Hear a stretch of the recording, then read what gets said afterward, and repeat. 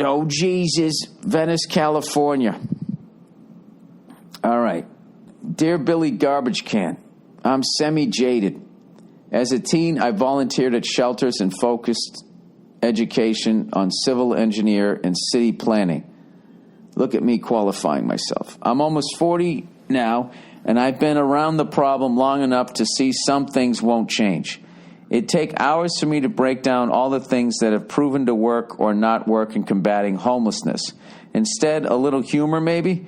I read this article, almost spit out my coffee. The idea is a product of people who want the vanity of progressive forms of community charity with none of the logic. The funny part is the guy who wrote, I think he meant wrote it. The author opens with an anecdote about a young man who was sleeping on a couch that was being moved around the alley outside his apartment, and how he and a neighbor made sure to get rid of that couch. I imagine to send a message, do not sleep here. He goes on to say that to blame the heartless federal government for pulling... He then goes on to say that to blame... Oh, dude, this is so interesting and you didn't fucking proofread it.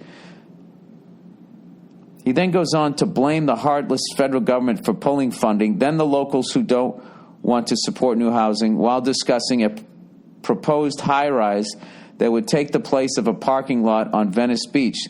They want to put up to a 140-unit transitional living building, which the author seems to be in favor of. You don't need my background in this issue to understand the problem with that. You can just watch American Gangster. The white man's plan to stack people up who have very little on top of each other really backfired.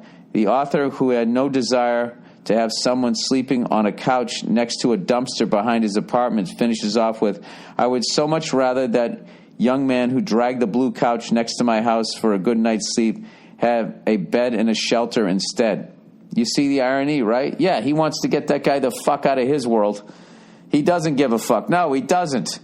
He just pretends to give a fuck. If he did, he would have asked the young man if he needed anything, or at least left the goddamn couch alone. Thank you.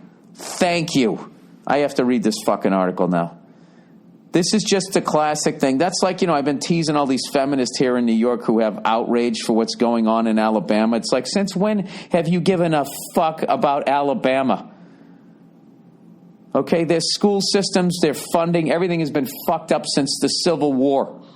Meaning your entire life, you haven't given a shit. Now you give a shit because there's something going on down there that could have potentially affect you. All right. Okay, let's read this little thing here. The blue couch appeared one evening at the dumpster across the alley behind my couch. Over the course of the next 2 days, the couch was moved around a bit. By the third day, someone had dragged the couch to the side of my house, a not particularly private space. The next morning, as I took my niece to school, we noticed that a young man, presumably homeless, was asleep on the couch. Well, I don't think he's a hot rod couch builder who was taking a nap between fabrics. I had just heard a report on KPCC about how homeless can exacerbate or even cause mental illness, not the other way around. One factor, the report said, is the lack of sleep suffered by people with no place to lay their heads. I left the kid alone. I was going to give him some food, but when I checked an hour later, he was gone. My neighbor and I dragged the couch back into the alley. I called the city. Within a day, the sanitation department picked it up. In some residential neighborhoods of this sprawling city, I suppose it's possible to look away from homeless crisis. The way you did? I was going to give him some food. You had food in your apartment. You didn't do it. I was going to give him some food, basically covered his ass for when he calls the city to have the sanitation department pick the fucking thing up so he can get rid of this guy.